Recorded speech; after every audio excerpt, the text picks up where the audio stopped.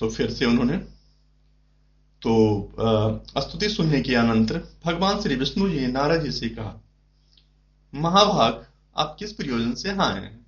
आपके मन में क्या है? नारद जी बोले, भगवान, पृथ्वी लोक में अपने पाप कर्मों के द्वारा विभिन्न योनियों में उत्पन्न सभी लोग बहुत प्रकार के क्लेशों से दुखी हो रहे हैं। हे नाथ, किस लघु उपाय से उनके कष्टों का निवारण हो सकेगा? यदि आपकी मेरे ऊपर कृपा हो तो वह सब मैं सुनना चाहता हूं, उसे बताएं। श्री भगवान ने कहा, हे वत्स, संसार के ऊपर अनुग्रह करने की इच्छा से आपने बहुत अच्छी बात पूछी है। जिस व्रत के करने से प्राणी मोह से मुक्त हो जाता है उसे आपको बताता हूं, सुने। हे वत्स, स्वर्ग और पृथ्वी लोक में दुर्लभ भगवान सत्यनारायण का एक महान व्रत है। आपके स्नेह के कारण इस समय मैं उसे कह रहा हूं।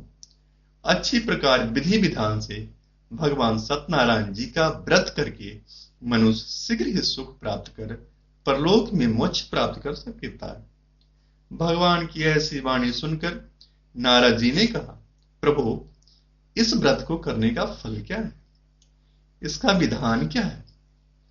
इस व्रत को किसने किया और इसे कब करना चाहिए? यह सब विस्तार पूर्वक बतलाइए। भगवान ने कहा, यह श्री सत्यनारायण जी व्रत दुख शोक आदि का समन करने वाला, धन्य धान्य की वृद्धि करने वाला, सौभाग्य और संतान देने वाला तथा सर्वत्र विजय प्रदान करने वाला है। जिस किसी भी दीन भक्ति और श्रद्धा से समन्वित होकर मनुष्य ब्राह्मणों और बंधु बांधवों के साथ धर्म में तत्पर होकर सांझ काल में भगवान श्री सत्यनारायण जी की पूजा करे, नैवेद्य के रूप में उत्तम कोटि के भोजनीय पदार्थों को सवाया मात्रा में भक्ति पूर्वक अर्पित करना चाहिए। केले के फल, घी, दूध, गेहूं का चूर्ण अथवा गेहूं के चूर्ण के अभाव में साठी का चूर्ण, शक्कर या गुड़, यह सब योग्य सामग्री सवाया मात्रा में एकत्र कर निवेदित करना चाहिए। बंधु बांधवों के साथ श्री सत्यनारायण भगवान जी की कथा सुनकर ब्राह्मणों को भोजन कराना चाहिए। भक्ति पूर्वक प्रसाद ग्रहण करके नृत्य गीत आदि का आयोजन करें। तदनंतर भगवान सत्यनारायण का स्मरण करते हुए अपने घरों को जाएं। ऐसा करने से मनुष्य की अभिलाषा अवश्य पूर्ण होती है।